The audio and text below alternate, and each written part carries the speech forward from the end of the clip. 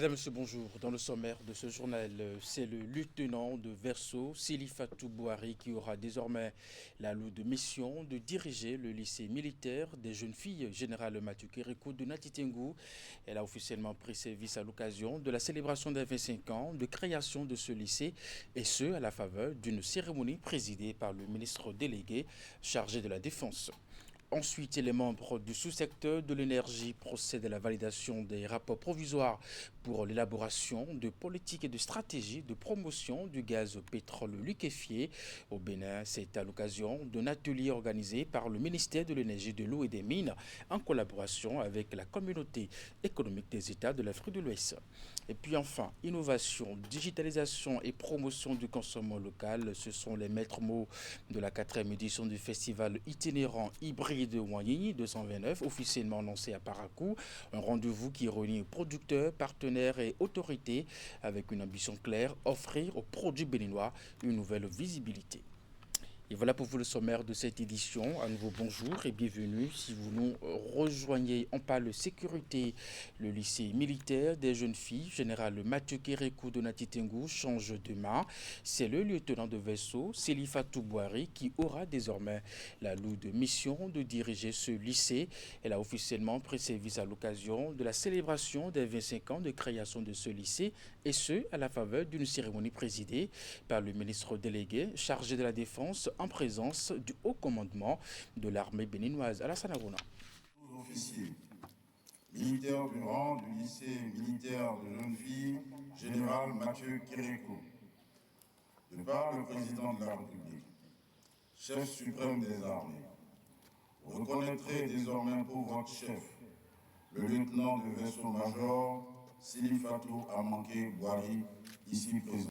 C'est elle la nouvelle patronne du lycée des jeunes filles, général Mathieu Kérékou de Natitengou. Silifatou Bouhari, c'est son nom.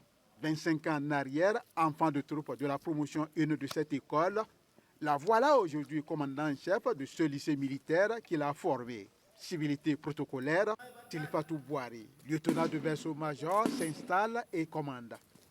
Le lycée militaire des jeunes filles, général Mathieu Kérékou, à mon commandement. En armes! Reposez! Armes! Repos! À vous!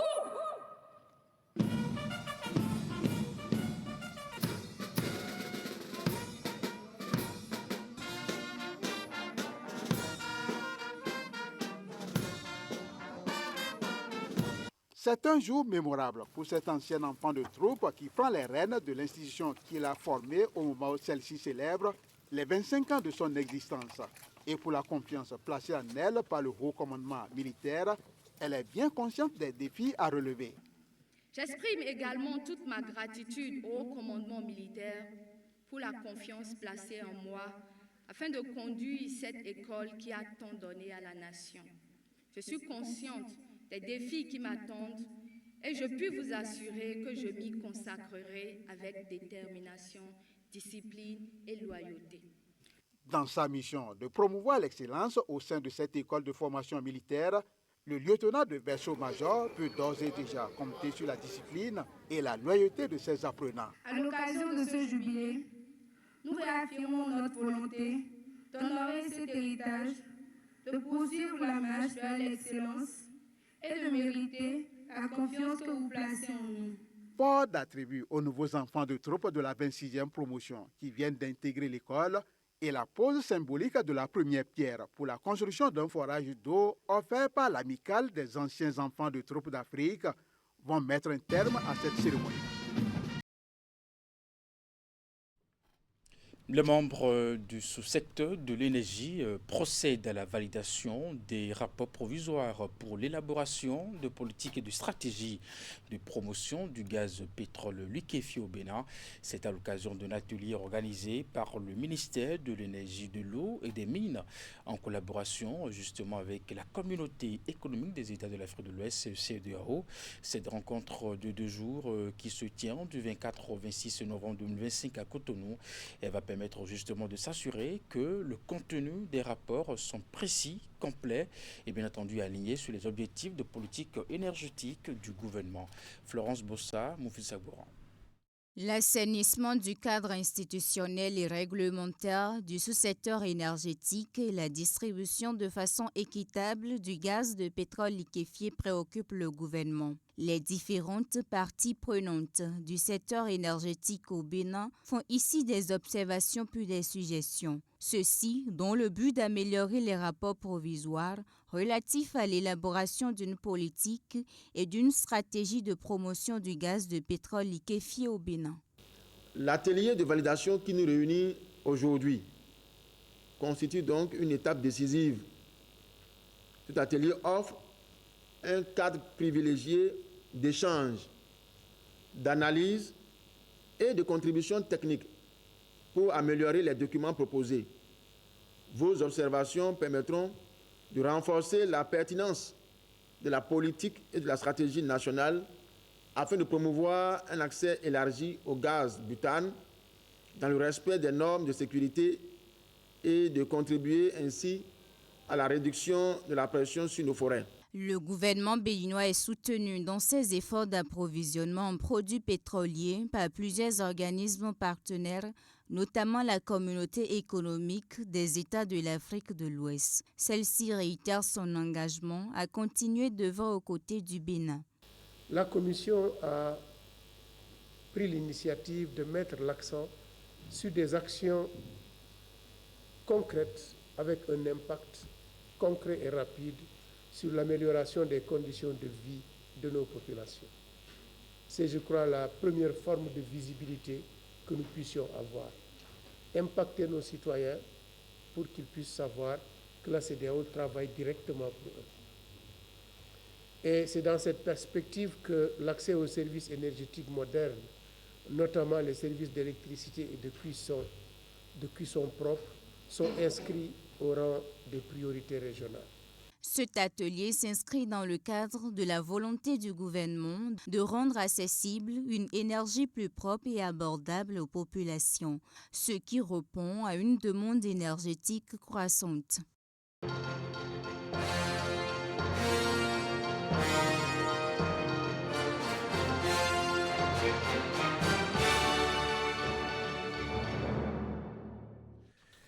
Le 14 novembre dernier, l'Assemblée nationale du Bénin a adopté une nouvelle loi portant révision de la Constitution avec quelques modifications. Ce dimanche, une délégation parlementaire est descendue dans quelques communes du département de l'Atlantique, à savoir Soava et puis à Bomé-Calavi, pour échanger avec les populations. À Godomé, les populations ont aussi été conviées à une séance d'explication autour de la récente révision, une étape clé d'une tournée de vulgarisation menée par des députés et plusieurs autorités locales pour clarifier les changements introduits. Voici le compte-rendu. Au premier rang de cette opération de vulgarisation de la nouvelle constitution, Orden Aladati, président de la commission des lois de l'Assemblée nationale. À ses côtés, d'autres parlementaires, le ministre de la Santé, le préfet de l'Atlantique et plusieurs élus locaux. Ici, à Godomé, ils expliquent point par point les nouvelles modifications apportées à la Constitution ainsi que les mobiles de sa révision. Un acte qui alimente les débats et engendre des interrogations au sein de la population. Le gouvernement a souhaité, avec les députés de la majorité présidentielle, faire une tournée de vulgarisation afin d'expliquer aux populations le contenu de ce texte qui n'est rien d'autre que les points saillants devant aller dans les intérêts de nos populations et pérenniser les acquis de la démocratie et engager les élus dans le processus de développement. Devant autorités religieuses, artisans, conseils municipaux et associations de jeunes, la délégation présente le nouveau texte comme un levier de renforcement de la stabilité des politiques publiques. Un discours auquel adhèrent les participants. Selon moi, c'est déjà une très belle chose. Moi, déjà, le Sénat, c'est quelque chose que j'entends déjà dans plein de pays, surtout les pays anglophones. Donc, c'est une très bonne initiative, selon moi. J'ai retenu les nouvelles lois qui sont votées tout récemment. Et j'ai aimé vraiment le développement du ministre et ses collaborateurs. Avec les vendeurs d'illusions, la population avait peur. Et avec cette sensibilisation d'aujourd'hui, je crois que la population saura quoi dire. Donc à leur tour maintenant d'aller sensibiliser les autres ou ceux qui sont venus écouter ici. Je dis d'abord merci au président Patrice Talon pour tout ce qu'il a fait pour ce pays. Et nous allons essayer quand même de faire en sorte que tout ce qu'il nous a laissé comme héritage soit quand même entretenu. Après l'étape de Godomé, la délégation poursuit sa tournée de vulgarisation dans d'autres localités de l'Atlantique, jeudi et vendredi prochain. Les assises sont organisées au profit des directeurs régionaux de la Haute Autorité de l'audiovisuel et de la communication. Elles visent à mieux les outiller en vue de leur permettre d'assurer avec efficacité et efficience la mission qui leur incombe. La rencontre a été le cadre de leur rappeler la mission de la HAC et bien d'autres sujets pouvant leur garantir une bonne régulation de proximité des médias locaux. Imet Elena Moussou a suivi justement cette activité. Et voici les détails. Nommés récemment, ces hommes et femmes sont les invités de la Haute Autorité de l'audiovisuel et de la communication, HAC. Ils représentent depuis peu l'institution dans les différents départements du pays. Et pour leur permettre d'assurer au mieux la fonction de directeur régional, il est organisé à leur intention cet atelier de renforcement de capacité. L'institution a pour mission de garantir la régulation des médias et de veiller au bon fonctionnement du secteur de l'audiovisuel, afin qu'il soit à la fois un outil de développement démocratique et un vecteur d'information objective et de qualité pour nos concitoyens. C'est dans cette perspective que la HAC a organisé cet atelier pour doter nos directeurs régionaux des compétences et des outils nécessaires à l'exercice de leurs fonctions dans un contexte de plus en plus complexe et en perpétuelle évolution. Je suis convaincu que cet atelier sera un moment d'échange fructueux, de partage d'expériences et surtout une occasion de renforcer notre coopération et notre cohésion en tant que membre de cette grande famille qu'est la HAC. Une étape importante dans la consolidation de la régulation de proximité, les assises visent non seulement à renforcer les compétences des participants, mais surtout harmoniser les méthodes de travail à leur niveau. Pour l'atteinte des objectifs visés, plusieurs communications sont prévues. Nous commencerons par un rappel du mandat, des attributions et de l'organisation de la HAC. Nous aborderons ensuite vos missions spécifiques en tant que directeurs régionaux, véritable relais opérationnel de la régulation de proximité. Une communication sera également consacrée à la procédure de régulation de proximité, notamment à ses principes, cette démarche et les réflexes attendus dans le suivi des médias. Nous parlerons aussi du traitement des plaintes et des manquements dans les régions, un volet crucial qui exige rigueur, réactivité et respect des procédures. Un module sera consacré à l'harmonisation des pratiques de rédaction administrative, notamment les rapports, les notes et comptes rendus, afin d'améliorer la qualité et l'uniformité de nos documents. En dernier ressort, un atelier pratique est également programmé. Les échanges vont permettre d'élaborer un plan d'action régional de régulation de proximité, un outil indispensable pour structurer les interventions et renforcer l'efficacité du travail sur le terrain. Dans la suite de cette édition, nous sommes dans le département du Mono. Les membres de la conférence administrative et départementale étaient en session ordinaire cette semaine pour débattre d'un certain nombre de sujets touchant la vie des populations. Il a surtout été question du projet de supplémentation nutritionnelle de 1000 jours qui est instauré par le gouvernement et le point sur la consommation des crédits délégués aux structures déconcentrées. Voici le compte rendu. Les départements du Mono. Quels sont les résultats de l'exécution à mi-parcours du projet de supplémentation nutritionnelle de 1000 jours dans le département du Mono? Cette interrogation a fait l'objet d'une séance d'échange au cours de cette deuxième session ordinaire de l'année de la conférence administrative départementale. Le projet est conçu par l'État central pour améliorer l'état nutritionnel des enfants de 6 à 23 mois. De façon spécifique, nous ciblons 75% des cibles adultes qui sont les femmes enceintes et les femmes allaitantes, mais également 15% des cibles enfants âgés donc de 6 à 23 mois. Mais en dehors de ça, nous allons fournir donc des capsules de vitamine A et déparasiter les enfants, par le biais des vermifuges. Et ici, dans le Mono, 2036 cibles sont déjà supplémentées, surtout dans la commune de Bopa, désignée comme commune pilote. L'Agence nationale de l'alimentation et de la nutrition est ici en quête de l'adhésion des membres de la CAD pour réussir sa mission. L'autre sujet abordé au cours de cette session est relatif au point de la consommation des crédits délégués au niveau des structures déconcentrées. Et en matière de consommation, les résultats quand même sont éloquents. Nous avons atteint au niveau départemental un taux de consommation base engagement. À la date du 30 septembre, nous avons atteint un taux de 80,28%. Et c'est relatif donc de toutes les structures de notre juridiction administrative.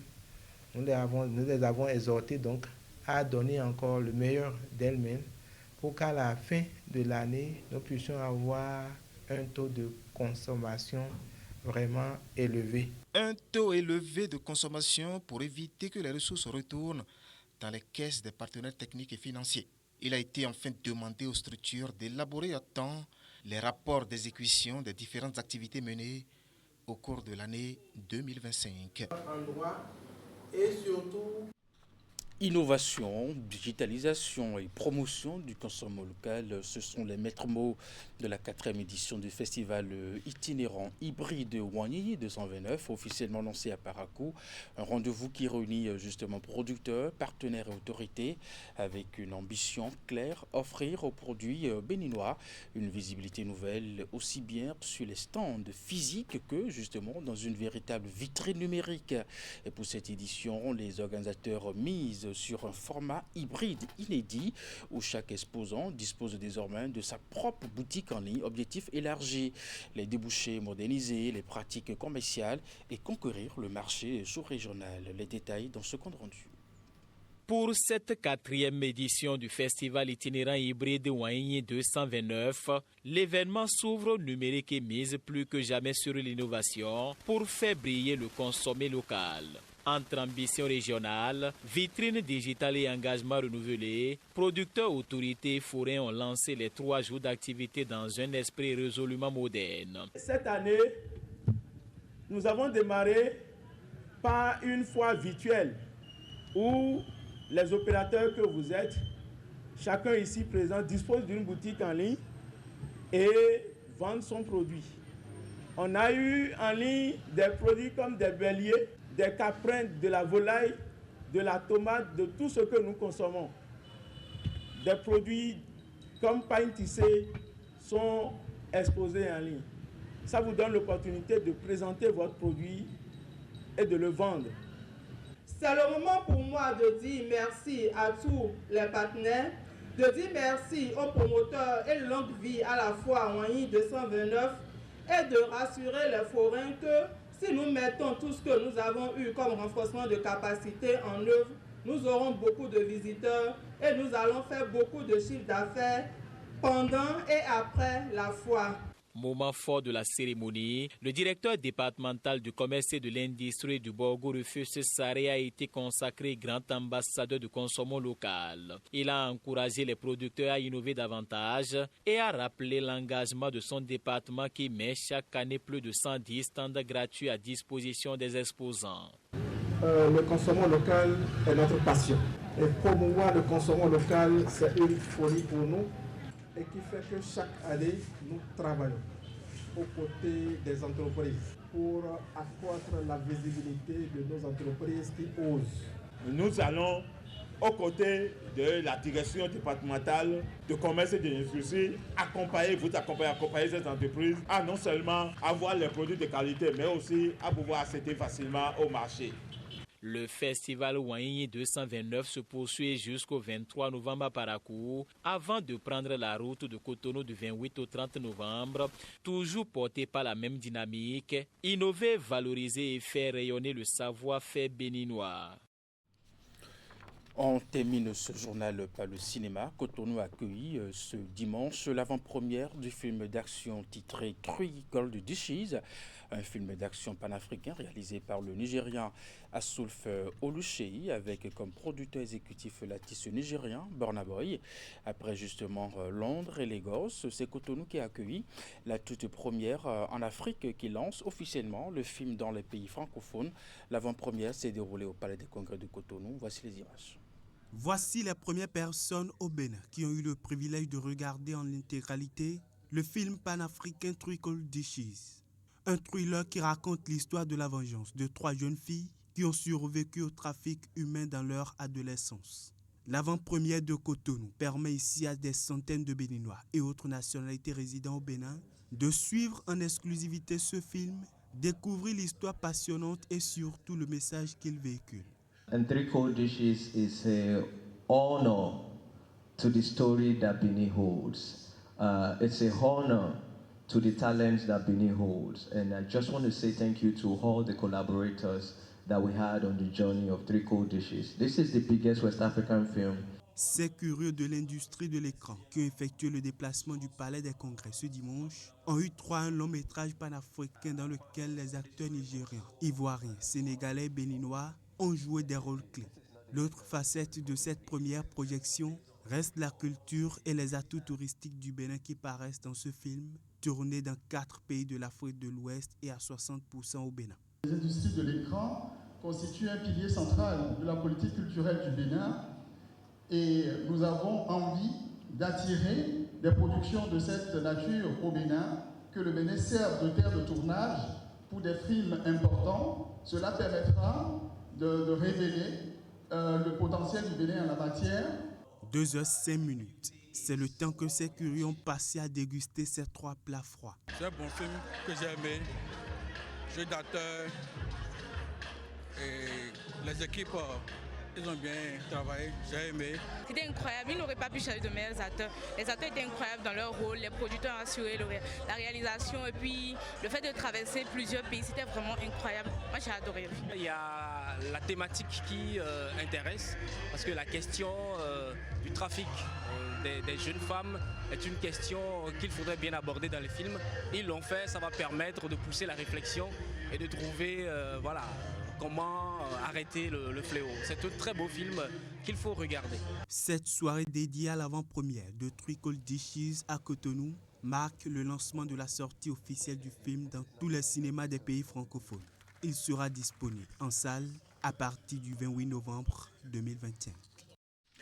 C'est la fin de cette édition. Merci de nous avoir suivis, de votre fidélité à nos programmes à 16h, votre bulletin d'information 19h30, la grande édition de la soirée.